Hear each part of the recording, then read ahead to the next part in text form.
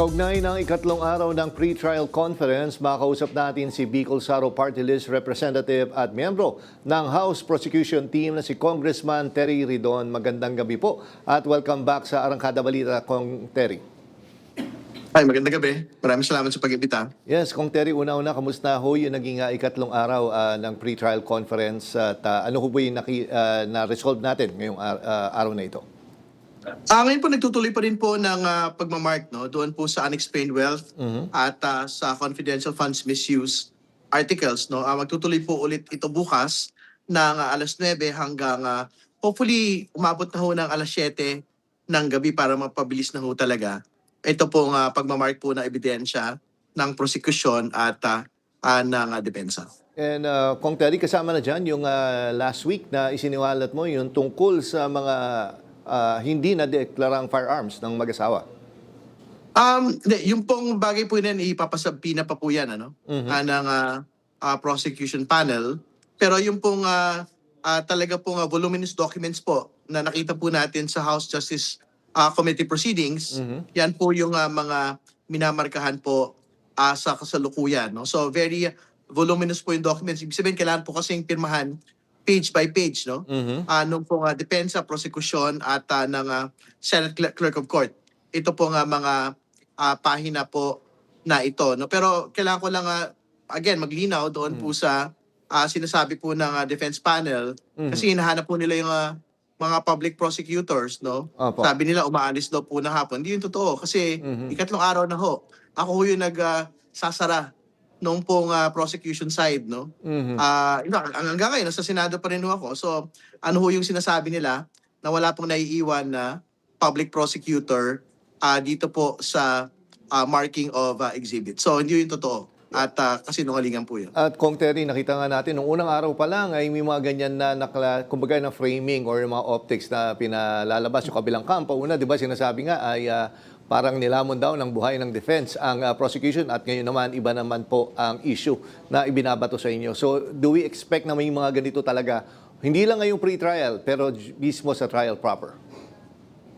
Tingin ko naman ho, bahagi naman po talaga ito doon sa mga iba't ibang mga, hindi ko alam, pakuluban tawag dyan, na kung sino mang mga panig. Pero again, yung po nga binabanggit ho nilang pakulo ngayon, na wala pong public prosecutors, hindi po yun totoo. In fact, ang tanong ko nga sa kanila, ba't sila naghahanap ng mga public prosecutors?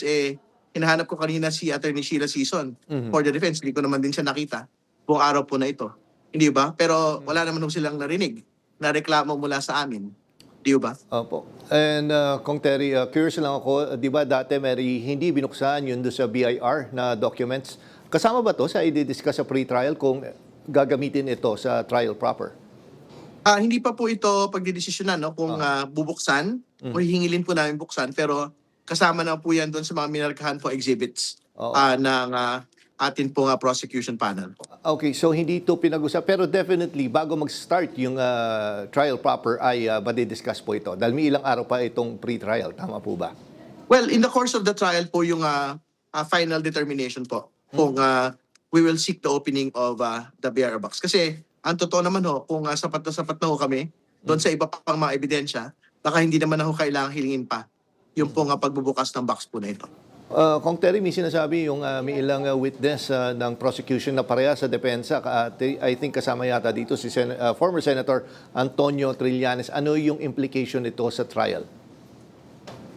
Wala naman ho. Ang totoo naman, malaya naman ho silang magsalang ng mga witnesses po nila even if these are common witnesses, ang totoo naman po, pinagtataka lang ho namin, these are, mapapabilis ho sana yung pong marking na exhibits kung pumayag ho sila, na common marking na lang po yung gagawin po. Kasi ang nangyari ho ngayon, even if we're talking about the same document, same voluminous number of pages, hiwalay po itong mamarkahan ng prosecution at ng defense. Napabilis ho sana yan.